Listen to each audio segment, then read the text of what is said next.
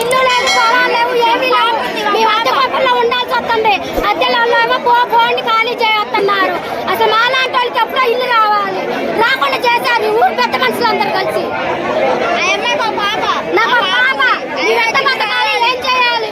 ఇక్కడ మీడియా అందరికీ చెప్పా కూడా, మీడియాలో కూడా ఇచ్చా కూడా నేను. మమ్మల్ని ఆదుకునే వాళ్ళే లేరు అసలు. నాకు పాప కూడా వికలాంగుల పాప కూడా పుట్టింది. ఆ పాపని ఎట్ట చదువుకోవాలి, ఎట్ట పెంచుకోవాలి, ఎట్ట చేయాలి? మాలాంటి వాళ్ళకి ఇల్లు ఇప్పిద్దామని లేదు అసలు.